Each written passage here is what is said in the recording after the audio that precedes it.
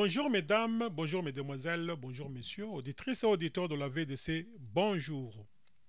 Voici la lecture de la revue de presse de la V2 Congo de ce lundi 19 mars 2018 au micro John Kayembe depuis New York City. Nous avons 3 points que nous allons développer ensemble. 1. L'Afrique du Sud donne 9 mois à Kabila pour préparer sa sortie définitive. 2. Pas de candidat commun au RASOP, c'est Katumbi ou rien. Et enfin 3, la congolité, ces 2 mots de la nationalité refait surface. Commençons par le point 1. L'Afrique du Sud donne 9 mois à Kabila pour préparer sa sortie définitive. La Libre Afrique titre RDC Afrique du Sud, on a perdu trop de temps avec le régime congolais.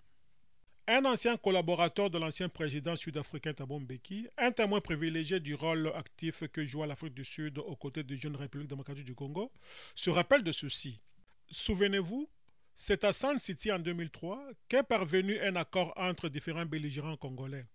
3 ans plus tard, c'était en février 2006 où nous étions à Kinshasa pour la signature de la nouvelle constitution. Tout le monde s'est retroussé les manches pour arriver à ce texte. Tout le monde a dû faire de compromis, se souvient-il. Si l'homme ne cache pas sa joie et sa fierté face au travail accompli, il n'était pas non plus sa rancœur sur l'évolution de la situation. L'ère Zuma a été une catastrophe pour notre pays, mais aussi pour toute la région et en particulier pour la RDC. Il n'a pensé qu'à son portefeuille et celui de sa famille et de quelques-uns de ses partisans. Il a pourri la situation dans notre pays, il a jeté les déshonneurs sur notre parti l'ANC, et il a aidé le président congolais Joseph Kabila à passer bien des écueils et notamment à s'asseoir sous la constitution dont notre pays était pourtant un des principaux parrains. L'Afrique du Sud a un rôle particulier à jouer. C'est l'héritage de Madiba, les noms que le Sud-Africain appelle affectueusement Nelson Mandela, et il faut déjà commencer aujourd'hui. Thabo Mbeki a appelé nos voisins à faire pression sur Kinshasa pour que Kabila respecte la constitution. Mais Mbeki était l'ancien président, sa voix a été rapidement couverte par celle de Zuma. Je peux vous dire aujourd'hui que les choses vont changer, et elles ont déjà commencé à changer. Aucun pays de la région ne peut se permettre d'avoir une RDC instable à ses frontières. Cette stabilité viendra du respect de la Constitution, et aujourd'hui du respect strict du calendrier électoral et du côté démocratique de l'élection. Si ces points ne sont pas réunis, la situation continuera à se détériorer et personne ne peut se le permettre. On a perdu trop de temps avec l'actuel régime congolais.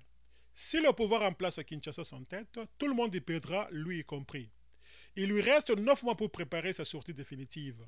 Il doit le comprendre, sans peine d'un embrasement qui lui sera fatal. 2. Pas de candidat commun au RASOP, c'est Katumbi ou rien. Jeune Afrique titre RDC, pourquoi tous les opposants n'étaient pas ensemble avec Katumbi? Moïse Katumbi, qui a lancé un mouvement début mars, avait convié plusieurs figures de l'opposition qui ont préféré décliner tout net l'invitation ou ont avancé des problèmes d'organisation.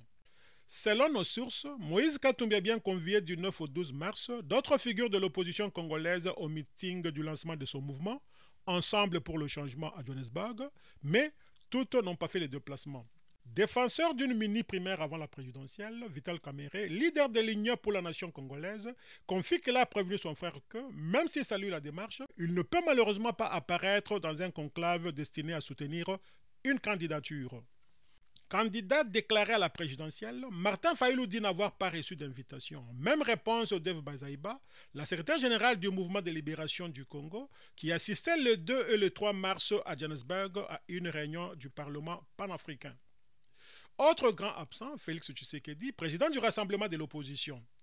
Tout cela est dû aux contraintes liées à l'organisation de cet événement à l'étranger, minimise les députés d'Elysée Sanga, secrétaire général d'Ensemble, qui précise que chaque invité devrait se prendre en charge, billets d'avion et hôtel compris. Radio Okapi annonce, Kyungu Wakumwanza, nous n'aurons pas d'élection primaire au sein du Rassemblement. Il n'y aura pas de primaire au sein du Rassemblement des forces politiques et sociales de l'opposition RASOP en sigle, en vue de choisir un candidat commun à la prochaine élection présidentielle, annonçant lundi 19 mars à Lubumbashi Gabriel Kyungu-Wakumwanza, coordonnateur du RASOP et de la nouvelle plateforme dénommée Ensemble pour le changement dans le Grand Katanga. D'après Gabriel Kyungu, chaque parti membre du RASOP qui voudra présenter son candidat à la présidentielle le fera. L'essentiel est qu'il y ait une alternance à la tête de l'État avec l'avènement de l'opposition à la présidence de la République. Le mouvement Ensemble pour le changement est une plateforme électorale qui a comme candidat Moïse Katumbi Chapwe. Il reste membre du RASOP, a-t-il expliqué devant la presse. Dans ce sens, Gabriel Kyungu Akumanza affirme qu'il reste coordonnateur du RASOP pour le Grand Katanga et directeur de campagne du candidat Katumbi.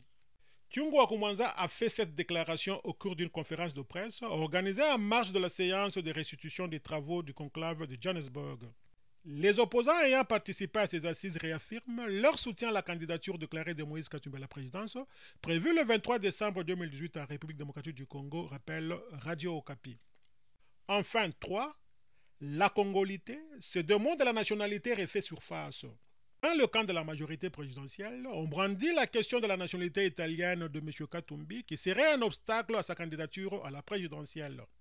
À ce sujet, Actualité.cd a interrogé Père Lumbi qui met en garde les autorités congolaises à propos de cette polémique. Selon lui, ces allégations peuvent créer l'instabilité sociale. Évitons ces débats sur la nationalité, ça peut nous amener plus loin. Il faut préserver le peuple congolais des attaques personnelles injustifiées. Si on veut parler de la nationalité, qu'on déballe le tout de tout le monde. Qui ignore que Katumbi est l'arrière-petit-fils de Msiri Baïki? Que ceux qui pensent être plus congolais que Katumbi lèvent leurs petits doigts et ils auront secoué la niche des abeilles, dit Pierre Lumbi. Forum des As titre Congolité, Moïse Monindela s'insurge contre un faux débat sur la nationalité. Dans ce flot de réactions, celle de Moïse Monindela, opposant notoire depuis une trentaine d'années. La majorité mécanique factice du pouvoir finissant, décadent, avalissant, titubant du président Kabila, vient d'exhumer une vieille recette de discrimination raciale basée sur la couleur de la peau, de la longueur du nez, la couleur des yeux. C'est un débat très intéressant à condition qu'on n'arrête pas des gens.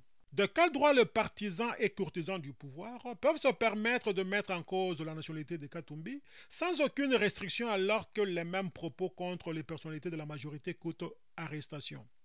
Pour ma part, renchérit Moïse Monindela, je dis que le président Kabila est congolais et le gouverneur Moïse Katumbi l'est aussi.